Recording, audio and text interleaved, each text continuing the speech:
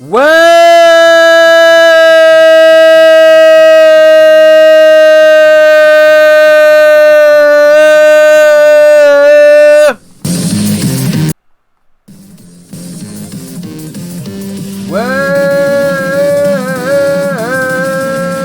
back to the My Nintedo Podcast.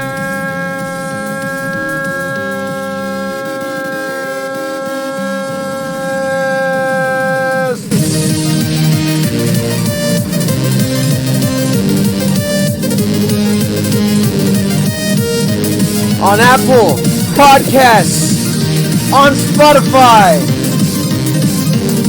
on YouTube.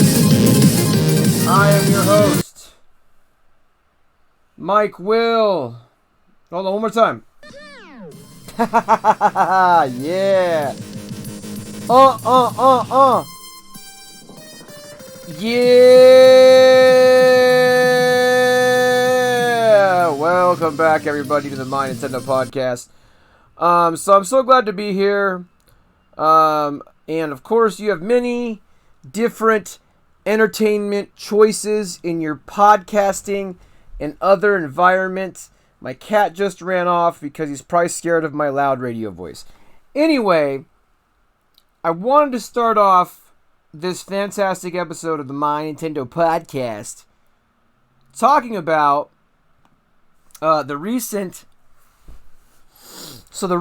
closure, announced closure of Dragalia Lost, a mobile game. In fact, this game is the only original IP produced for mobile. And it has not done very well. So, because of this has been closed. Well, it will be closed in July. Let me know, by the way, if you're interested in me covering this game. I do like RPGs. It might be like something fun and easy for me to do videos about, because I could just record episodes right from my phone. So if you are interested in seeing that, let me know. I might do a series just, for game preservation, because if the game goes away, I don't know if I don't think they're removing it from the eShop. I think they're just stopping supporting it, but I'm not 100% on that. So I think it's closing though. Let's look at the article. I had looked through this article before I started this podcast, but let me look a little bit closer at this article. If I can scroll, let me scroll. OBS never wants to scroll. Hold on, let me look up this article on my phone real quick. What I was looking for in this article was to know basically Dragalia Lost. DragaliaLost.com.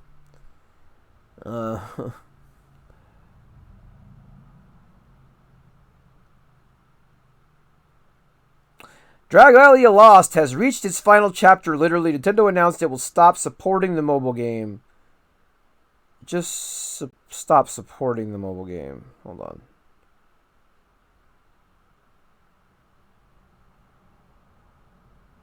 So they did a 4-year campaign. This is from the official Twitter. We'd like to share information about the future of Dragalia Lost. After the main campaign has ended, service for the game itself will end at a later date. Okay. This is what I was trying. This is what I was stuttering and stumbling over myself and couldn't find. I didn't get further enough in it. I didn't get far enough into this article. So yes, we'd like to share information about the future of Dragalia Lost. After the main campaign has ended, service for the game itself will end at a later date. Please see the message linked below for more details, and thank you for playing Dragalia Lost. So yeah, what is the end date here?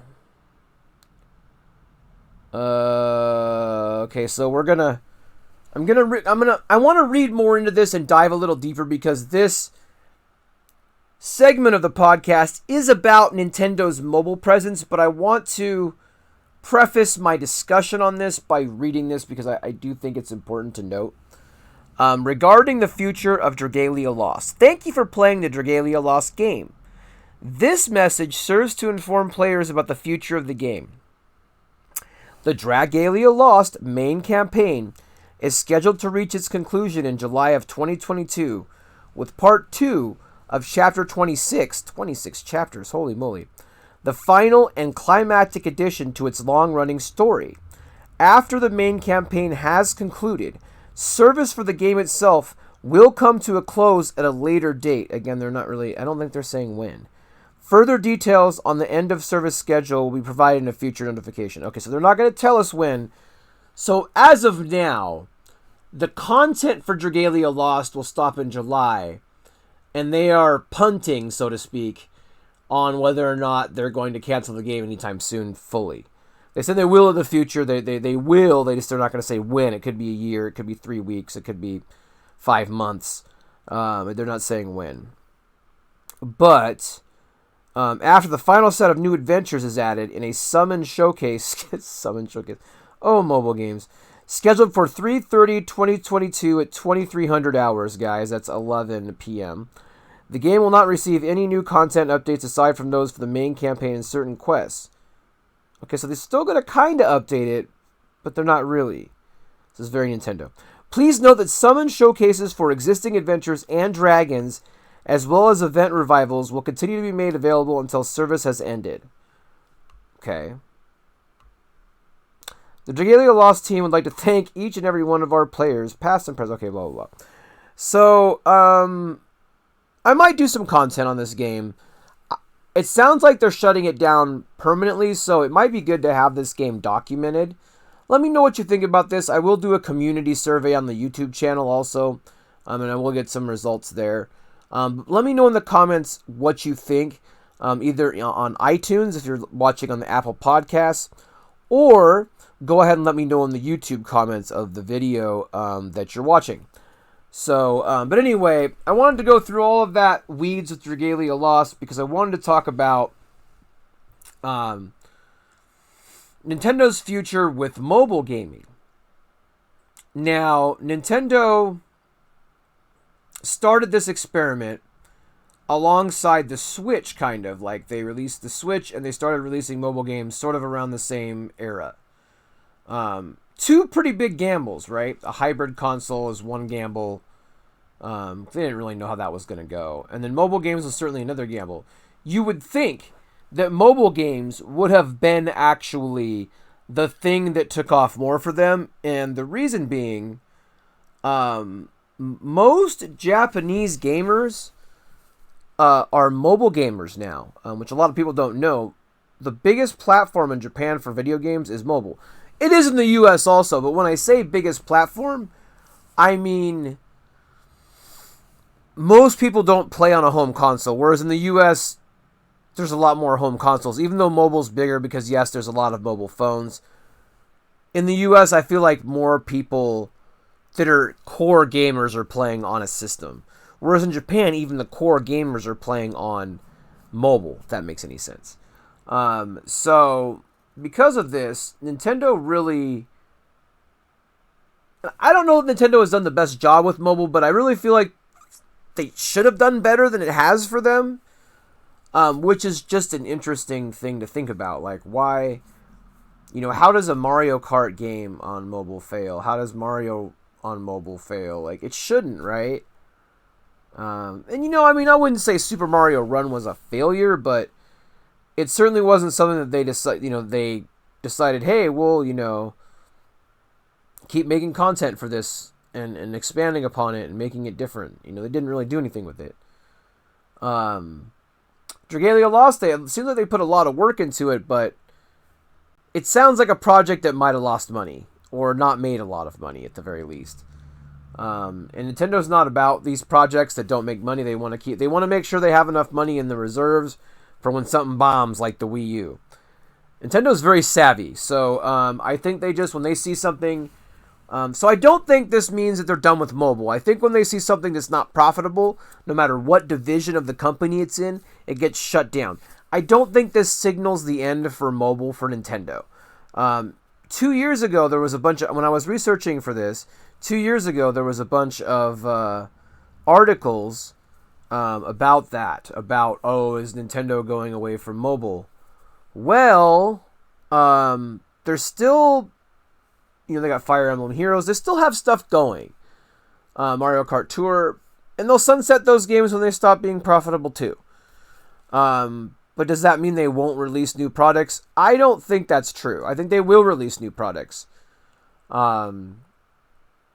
They can't fully abandon the mobile game genre, at least in Japan. They could probably get away with doing it here.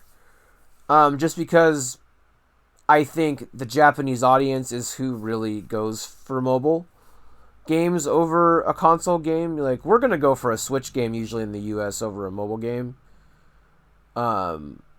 Just in general.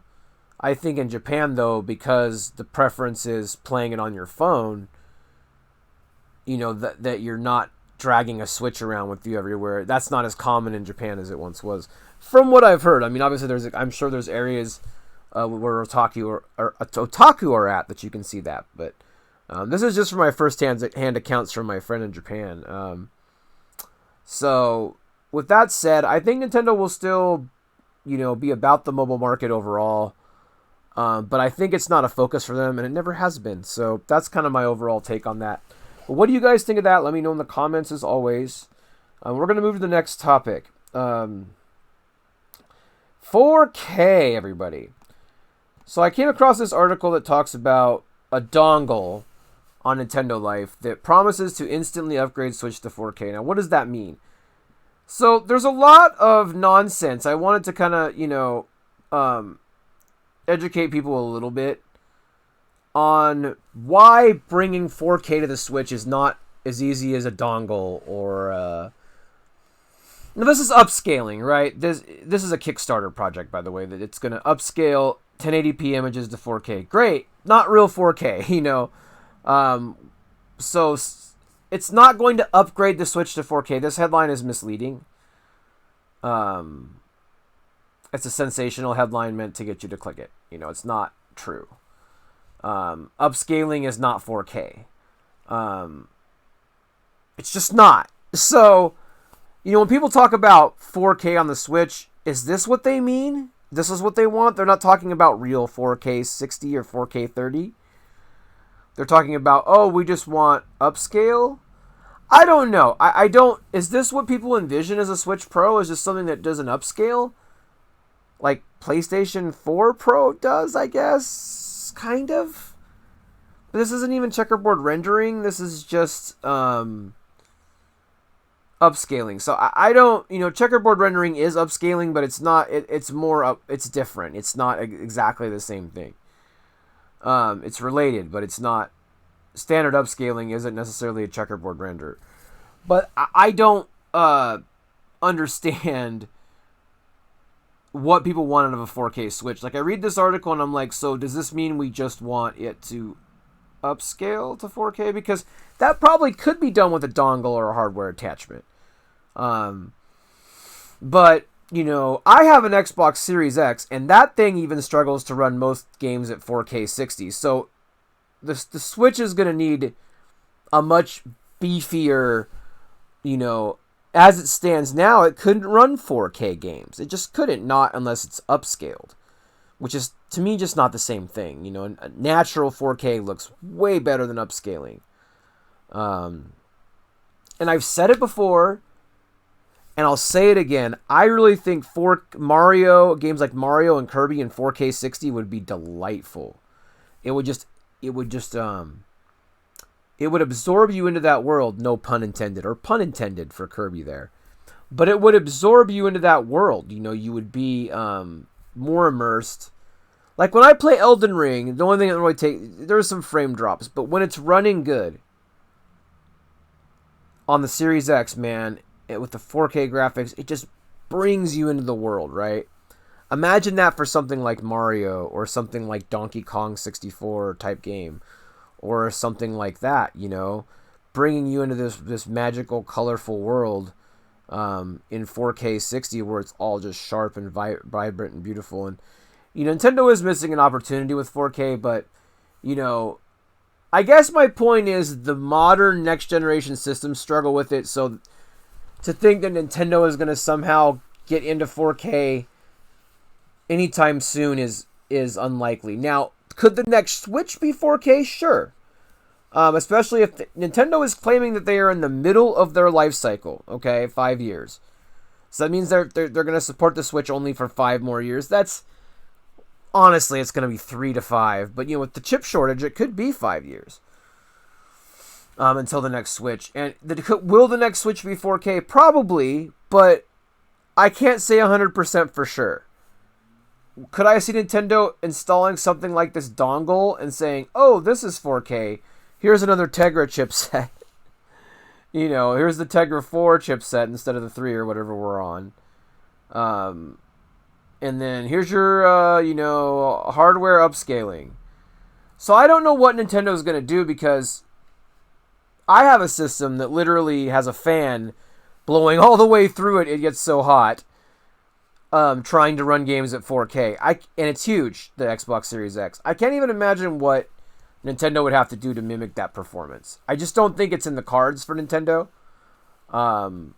Even when they release their next console, 3 to 5 years from now, it's going to be something like the Switch, I feel. Maybe they could drop a bomb and release a box like an Xbox or a PS5, but I just don't know, man. I just don't see that happening. I don't think they care that much.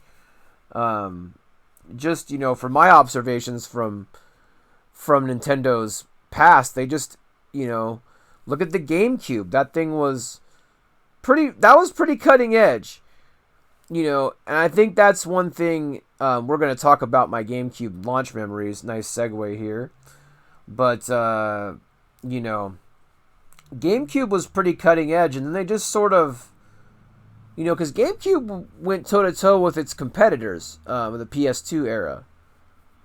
GameCube was good, and that we're going to go into that topic. So that's my thoughts on 4K. Let me know in the comments below. What do you think about Switch getting 4K? What do you think about what I said, with the next-gen $500 consoles not able to barely do 4K? How is the Switch going to do it? Let me know what you think about that. So was this it? Yeah, I think so. So I wanted to show off some launch photos from the Japanese. I couldn't find any US ones, which is kind of disappointing, but I wanted to share some of these memories, and I thought this would be a good way to do it, just to show these pictures from Akihabara. These are really cool. These are pictures from the GameCube launch day. I know, guys, if you're just getting this on Apple Podcasts, make sure you check out the video podcast so you guys can see these pictures. Here, I'm just kind of getting this centered so you guys can see it. So, yeah, this is the GameCube launch day, which is super cool. Now, you can kind of see, I'm just kind of looking over this image. You can see here, you've got the GameCube right here at the top, the GameCube Indigo. That's the Indigo one. I got the Platinum one? No, wait. I'm trying to remember now. Oh, it's been such a long time, and I don't own it anymore. Shame on me, but... No, I think I got the Indigo and traded it for the Platinum. That's what I did. Okay. It's been a long time since I had that, and I'm drudging up memories, guys, because I haven't really thought about this stuff for a number of years. I just really haven't. So I that's another reason I wanted to talk about this on the podcast, because I just really haven't thought about this. So, I got my GameCube at Walmart. It was an Indigo GameCube. I remember that now. I went and stood in a line similar to the line you see here. Now this looks like a Bic camera or something like that. I'm not sure what this store is. Maybe Anthony would know. But this reminds me of those multi-floored Japanese. When I was in Japan, I went to Japan once to visit my friend there. They have these Best Buy like stores that are like 8 floors. That's what this reminds me of. This is 1 floor of 8. They'll have records on one, not records, but CDs on 1 floor and this on 1 floor. And this was 10 years ago when I was in Japan. I don't even know if they have CDs out there anymore. But anyways, so what I got was the Indigo GameCube on launch day. I was super excited. I lined up for the midnight. This was the midnight launch. The line was pretty much like this. I mean, I wouldn't call it like... It wasn't anything too crazy. It wasn't like it is now with systems. Because I'm not saying there weren't scalpers back then, but it wasn't mainstream. Like, I'm sure 20% of the people in line with me were there to resell them, but I don't think it's like it would be now, where it would be everybody is there to, buy as many as they can off the bat and flip them. I don't think that's the mentality back in this area, 2001. I just don't think people were, I think people on the fringe were doing that, but I don't think it wasn't really mainstream at the time. But I digress. So I got the Indigo GameCube with the controller. I'll never forget that. I love those colors. I did end up later trading that for a Platinum one, though. But I got the Indigo one. I got Star Wars with it. And later on, because I don't think Smash was out at launch. Correct me if I'm wrong there. But and then Smash Brothers Melee, which is a thing I played. Oh my god, I played it. And you had to leave on your GameCube to unlock certain characters and stuff. Spoiler alert, by the way, for an old game. But Melee was so good. I played that for hundreds of hours. And, the launch lineups was pretty good, too. Old Luigi's Mansion was the other game that I bought, too, I think, at launch. So, all in all, I thought the GameCube was an impressive piece of hardware. I thought it was a cutting-edge piece of hardware. And I have fond memories of the launch. People were excited for it, and it did do well. It didn't do as well, I think, as people were hoping. But it certainly has a following, and I think it's... to kind of summarize, I think, that it will stand the test of time over something like the Wii U, so... but, let me know what you guys think of the GameCube. Let me know if you guys have launch memories. Love to hear from you all as well in the comments on YouTube or iTunes. So that's pretty much it for my GameCube launch day memories. I didn't want to talk about that. Next up was Dreaming of Game Boy. So it's kind of an interesting one. When I was a kid, well, and I guess now to some extent, and I have some Nintendo Game Boy commercials here. Yeah. Hold on. Hold on, let me crank this up. Have all the power and excitement of Nintendo right in the palm of your hand. Introducing Game Boy. It's portable, it's in stereo, That's and its right. games are interchangeable. Game Boy. Plus, Game Boy comes with the outrageous new game, Tetris. And for head-to-head competition, use the revolutionary video link and blow your... The revolutionary video link? What? Only from Nintendo. Now you're playing with power. Portable power. So... This Game Boy was one of those things that I could not stop thinking about Game Boy when they announced it. Because Game Boy was just one of those things, it was so out of left field. We had Tiger Electronics, and Tiger Electronics weren't really, I don't want to say Tiger Electronics weren't really a thing, but, they were just something, they ended up in a box, little handhelds, little digital handhelds. You guys have probably seen them on retro videos, but it would be one game on the Tiger handheld, like Batman, and then that would be it, and it was like a little LCD game. But when this came out, it revolutionized, kind of how people played games on the go. But anyway, I was a kid when this came out. I was 12, I think. 11. I still dream about video games, by the way. I don't want to bury the lead here, but... So what happened is... I wasn't naturally like a portable gamer. I played probably... during this era, I was playing on NES, I think. Maybe Super Nintendo, or maybe Genesis in this era too. But I remember we were living in this apartment complex in Seattle, and I remember one night I had this dream about the Game Boy, and I could not get it out of my brain. Like, I don't know if you want to call it corporate marketing propaganda or brainwashing or something, but man, I wanted to have this thing. I don't know if it was this advertising that we're watching on the YouTube video. I don't know, what it was about Game Boy, but man, I had this dream that I had one, and man, ever since I had that dream. Oh, another memory I remember, and this is before I had a Game Boy, was my cousin had a Game Boy.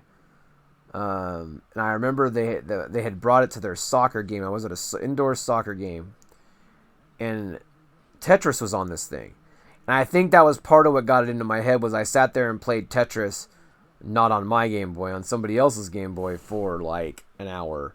And I think my brain was just like, oh my goodness, I have to have this thing. So yeah, that's what it was. And then I had this dream, and then I begged my parents like after that, and I did end up getting it. And I used it for many years. I still had it for, I had it in my possession for 10, 15, 20 years. I ended up losing a lot of my stuff in an estate sale at my father's place, because that's where it was all stored. And I at the time needed the money, so I sold a lot of my old stuff, unfortunately, but I don't regret it too much. I just don't know what I would do with a lot of it. The portables I do kind of regret, though. I'll be honest. And I've been kind of collecting them back. Like I had a Neo Geo Pocket that I don't have anymore and stuff. So, things like that. But great memories of the Game Boy. Just so funny that you would dream about it, and it was that ingrained into your head that you wanted that so bad, as a gamer. So, just kind of an interesting story. If you dreamed about any games, definitely let me know. After you dreamed about them, did you buy them? What did you do? So that's that discussion topic. Reach the quick fire topics. So let me make sure I don't miss anything. We are coming up on the half an hour mark. I don't have as much time as I wanted this week. So we're probably going to keep it to about half an hour. Yeah, I think it's time for quick fire topics, guys. So this is a new segment, quick fire topics. I'll get a sound effect. Pew, pew, pew. I'm just going to do it myself. Quick fire topics. Pew, pew, pew. Quick fire topics. So that's my intro. But anyway, we're going to start with E3 2022. I did have somebody ask me, and it was BLAM, I think so, that asked me about what I think about E3 2022 being canceled. Well, I don't know what to think about it, to be honest. I have a couple of concerns. The fact that they couldn't pull off an all-digital event is weird. But then also, we're in this weird part of COVID where there's not an active new strain or anything like that. So we're in some kind of limbo, I guess you could say. So, I'm not exactly sure what to say about it. I don't know. What do you guys think? Let me know in the comments below about that. Man, I feel like the fact that they can't pull off this digital event does not bode well for a 2023 event going well for them, because they did announce they're coming back in 2023 bigger than ever or something like that. They want to do a physical show, I think, and there was no way they were going to be able to pull it off this year. And then next year, who knows? You get another pandemic strain, and then it's over. So E3 may just be going away again for the 10th time. This is not the first time E3 has gone away. For a couple years, E3 was quarantined into a hotel where a bunch of people got together, and it was really weird. So E3 has gone through some ups and downs, and canceling it this year. I was actually kind of upset. And the reason I was kind of upset is because I really like the small announcements that come from E3. And Gamescom has been alright, but E3 always has the most small pub announcements. You know, your indie devs, your single and double A developers. You know, you get a lot of announcements from them that you don't get if there's no E3 typically. So maybe some of them during the summer, maybe everybody will just drop their information during the summer. But maybe we have a drought of news too, so that's another concern for me. But so I have definitely some mixed feelings about E3 not being there. I kind of wish it was. I would have loved to have. I didn't get a pass last year, a media pass, by the way. Excuse me. I applied for a media pass, and I was not approved. So, to be fair, this time last year I didn't have close to 1,000 subscribers like I do now. But by the way, I wanted to remind you guys, if you are not a subscriber to my YouTube channel, please do so. It's the Mike Will Experiment on YouTube. We are getting very, very close to 1,000 subs. We're over 960. Any help you could give me with that would be greatly appreciated. If you are new to the podcast from Apple iTunes or Spotify especially.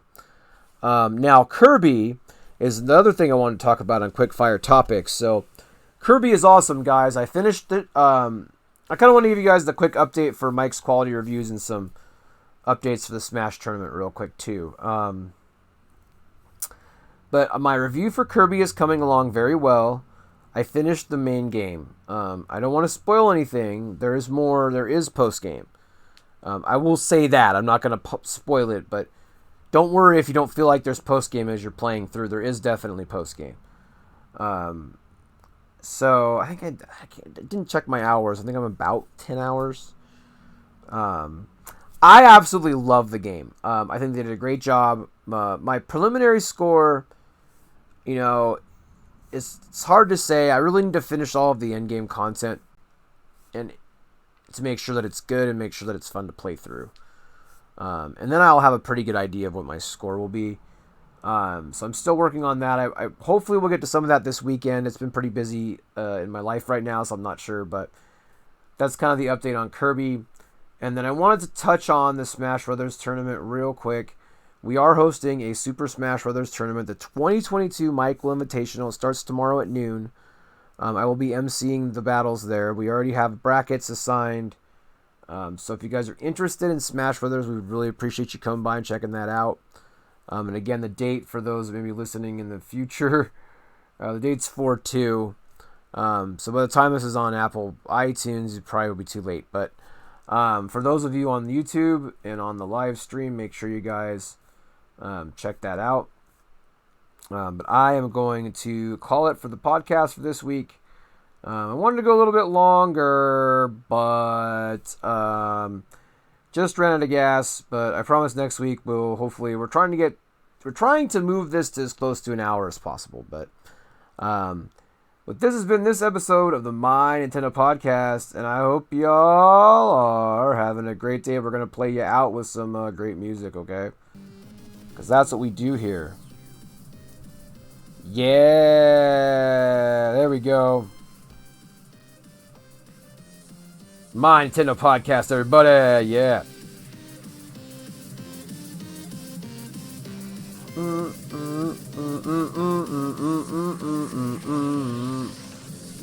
Do do do do do do do do do do do do do. Oh yeah. The My Nintedo Podcast episode